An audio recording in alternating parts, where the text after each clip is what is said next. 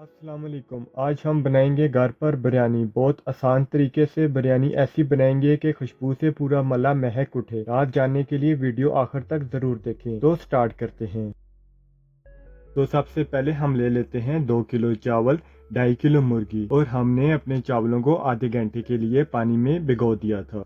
इसके साथ हम ले लेंगे 2 बड़ी प्याज लंबे स्लाइसिस में कटी हुई और 4 टमाटर। अब बात करते हैं मसालों की। तो इसमें हम लेंगे अदरक के 2 टुकड़े और लहसुन की 4 पोड़ियाँ। इसके साथ ही हम शामिल कर देंगे पुदीना और हरा धनिया बारीक कटा हुआ और 4 से 5 हरी मिर्चें लेंगे। और मजीद फ्रेश फ्लेवर के लिए हम लेंगे नींबू लंबे स्लाइसिस में कटे हुए।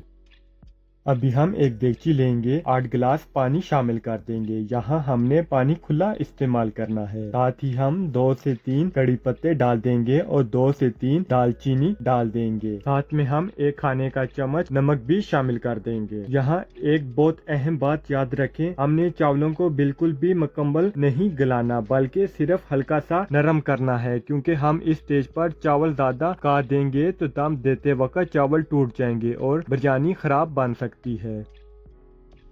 पानी में उबाला आ चुका है। अभी हम अपने भिगोए हुए चावल शामिल कर देंगे। अभी हम अपना चिकन तैयार कर लेते हैं। सबसे पहले देगची में ऑयल शामिल कर देंगे। मैंने मिट्टी का बर्तन लिया है क्योंकि इसमें पकाने का जायका वाकई अलग ही लेवल का होता है। ऑयल गर्म होने के बाद हम इसमें प्याज शामिल कर देंगे। प्याज को लाइट ब्राउन होने तक फ्राई करेंगे। याद रखें, प्याज को जलाना नहीं। प्याज लाइट ब्राउन होने के बाद हम इसमें अदरक लहसुन का पेस्ट शामिल कर देंगे और अच्छी तरह भून लेंगे।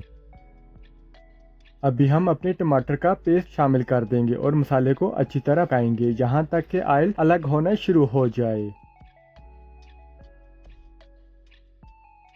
तो देख सकते हैं ऑयल ऊपर आ चुका है। अभी हम अपनी चिकन शामिल कर देंगे और इसको अच्छी तरीके से फ्राई कर लेंगे।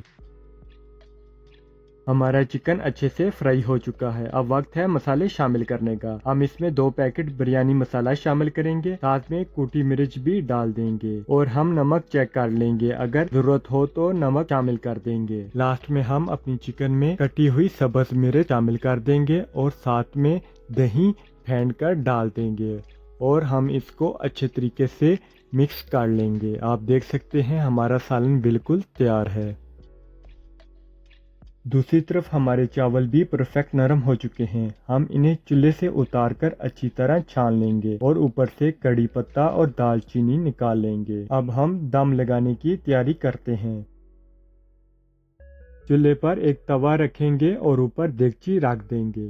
हम अपनी देगची में हल्का सा पानी और थोड़ा सा ऑयल शामिल कर देंगे ताकि हमारे चावल दम के टाइम नीचे ना लगें। अभी हम चावलों की पहली लेयर लगाएंगे और इन्हें अच्छी तरह फैला देंगे।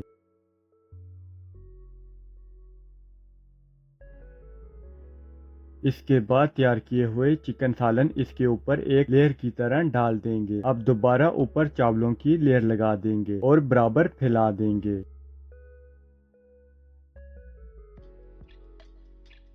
अब हम कटा हुआ धनिया और पुदीना शामिल कर देंगे। इसके दरदरा दरदरंग पानी में घोल कर डाल देंगे। आप कमेंट्स में ज़रूर बताएं आपको किसके हाथ की बिरयानी ज़्यादा पसंद है। अगर आप भी घर पर चिकन यखनी पुलाव बनाना चाहते हैं तो मैंने पिछली वीडियो में चिकन यखनी पुलाव बनाना बताया है। इसका लिंक आपको आई बटन और डिस्क्रिप्शन में मिल जाएगा। इसके बाद हम कटे हुए स्लाइसिस में अपने नींबू शामिल कर देंगे। अब देगची को अच्छी तरह डाम कर दम लगा देंगे। शुरू में आंच तेज रखेंगे, जैसे ही स्टीम बनने शुरू हो जाए तो आंच हल्की कर देंगे।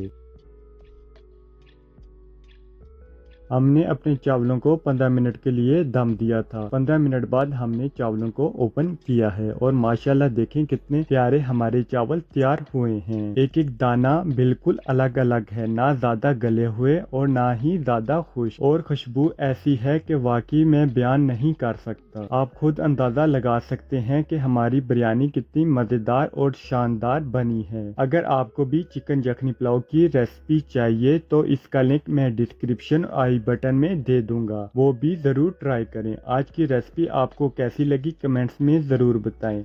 अगर वीडियो पसंद आई हो तो लाइक करें और चैनल को सब्सक्राइब करना मत भूलें। फिर मिलते हैं एक नई रेसिपी के साथ। अल्लाह हाफिज़।